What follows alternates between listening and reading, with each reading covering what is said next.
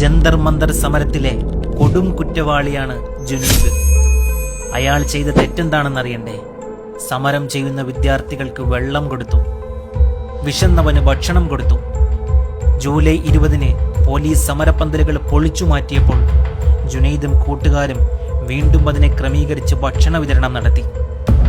50 പേരിൽ നിന്ന് 50,000 സമരക്കാരെത്തിയപ്പോഴും ജുനൈദ് തന്റെ ഭക്ഷണ വിതരണം നിർത്തിയില്ല. CJP സമരവേദിയിലെ വേറിട്ട അനുഭവമായി മാറി ജുനൈദ്. സോഷ്യൽ മീഡിയയിലെ പല ഫീഡുകളിലും അദ്ദേഹം നിറഞ്ഞു നിന്നു. പക്ഷേ ചിലരുടെ കണ്ണിൽ അയാളുടെ പേരും വസ്ത്രധാരണവും ഒരു കരടായി മാറി. അവിടെ മുതൽ നീതിക്ക് വേണ്ടി പോരാടിയ ജുനൈദും കുടുംബവും നേരിട്ടത് അനീതികൾ മാത്രമായിരുന്നു.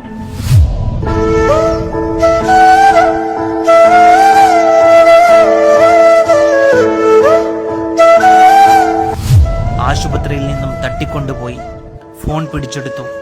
6 മണിക്കൂർ തടഞ്ഞു വെച്ച ശേഷം ഉത്തരാഖണ്ഡിലെ മസൂരി മലനിരകളിൽ ഉപേക്ഷിച്ചു.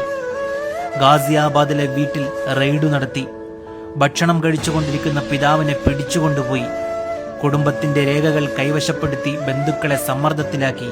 എന്തിനേറെ, മീററ്റിലെ വിവാഹിതയായ സഹോദരിയുടെ ഭർത്താവിന്റെ പിതാവിനെയും സഹോദരനെയും കസ്റ്റഡിയിലെടുത്തു. ധർമ്മേന്ദ്ര പ്രധാന്റെ രാജ്യമെങ്ങും ആഘോഷിച്ചപ്പോൾ മസൂരി മലനിരകളിൽ ഒറ്റപ്പെട്ട അവസ്ഥയിലായിരുന്നു അദ്ദേഹം.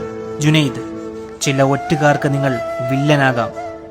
ഈ രാജ്യത്തിന്റെ നല്ല ഭാവി മാത്രം സ്വപ്നം കാണുന്ന ഞങ്ങൾക്ക് നിങ്ങൾ ഹീറോയാണ്. വെറും ഹീറോയല്ല, സൂപ്പർ ഹീറോ.